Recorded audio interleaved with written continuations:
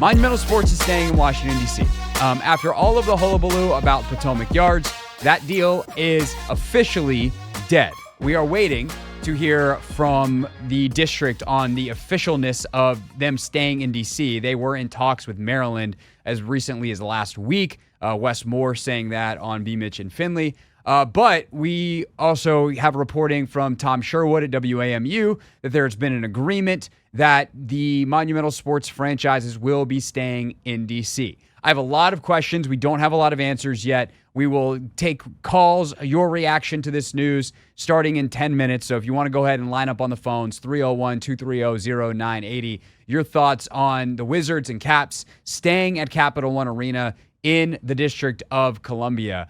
But I'm free flowing here. This is a freestyle, if you will, because we got this just happened, and I got a lot of questions. And over the course of the show, we hope to get more answers, including from our buddy Eric Flack, who's been all over this. He will join us coming up in just a little bit. But my main questions are as follows: one, why did this happen? That's always the main question, right? Why did this huge shift happen from what we thought was going to happen, where they're going to go to Virginia and they'll bully it across the finish line, to here?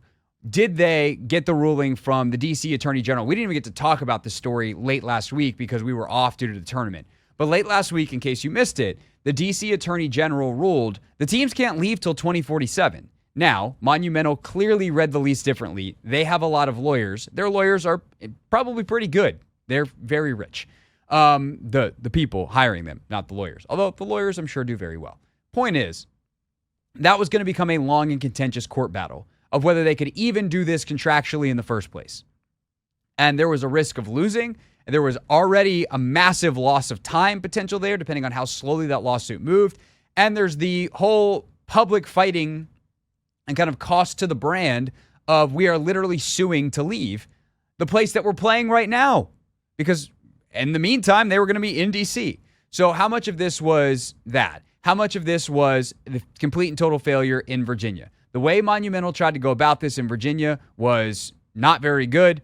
They did not do their homework. They did not do any of the work to ensure that they had talked to the right people, that they were, like, you don't make the announcement before you have the deal. And that's what they did. And that rubbed a lot of people the wrong way. They did not ensure that they were going to have the right votes from the right people. And whether you think that is dirty politics, just the way politics goes, good politics, however you see really what Luis Lucas ultimately did in killing this in Virginia, dirty, clean, or otherwise, and I'm probably somewhere in the middle, they didn't do the work for Monumental. And I don't know why that is the case. Maybe they thought they did and there was a misunderstanding. We don't know enough. And if they are good at their jobs, we never will, because no one's going to leak. But sometimes these things happen where, when something falls apart, people are willing to talk about it afterwards. People want to pass the blame. But really right now, all the blame is kind of falling on Ted Leonsis. So unless Ted throws someone under the bus, I don't know that any other names or any other people or any other, details of the process are going to come out. So that to me is a huge question. I think one of the other huge questions, which I feel like is on some level answered, is, does this mean the practice facilities are staying in the district? Whether that is at the Gallery Place site, whether that's out in Anacostia, where they currently are, and there'll be an expansion. Whatever it is, what does this mean for all of the stuff that Ted Leonsis wanted by getting more space? Because here's the thing. I was as harsh as any critic on our stations about the move of specifically the Wizards out of D.C. But that was the games, because that interacts with the fans. I fully understood and understand and forever will the desire to move the practice facility because you do have more space, or move your operations folks, or do the kind of things that a lot of sports do where you are headquartered somewhere different than where you play your games. And so is that dead? Because there's still this huge swath of land out in Potomac Yards. And for Wizards players to get there, or Capitals players, or, some guy who does the tech whatever for sales department to get there on a work day is the same as anyone else going to work in Alexandria. To try to pour 20 to 25,000 fans in there on a game night would have been a disaster. You know, we had a traffic reporter the day this thing broke come on the show and say, like, this thing ain't gonna work. The logistics aren't logical. And so there were so many hurdles to moving the arena there. But is there still a way to get a lot of what Ted wanted, which I do think is good for the franchise? That said, a huge part of this is Monumental's, I'm going to say this tongue-in-cheek, quest for world domination, right? It's not just about the teams. It's about the media network. And, you know, they obviously own Monumental Sports, which used to be NBC Sports Washington, and it's the only regional sports net in the country. And they just really proudly announced this amazing new studio space that Wes Hall and Alexa are hosting their shows out of for the pre and post and the intermission reports and halftime and all that for Wizards and Caps. All that stuff is in DC. All that stuff is like around District D and in that Gallery Place facility. So you're going to build this new state-of-the-art TV studio and then move out 4 years later? That didn't make a whole lot of sense.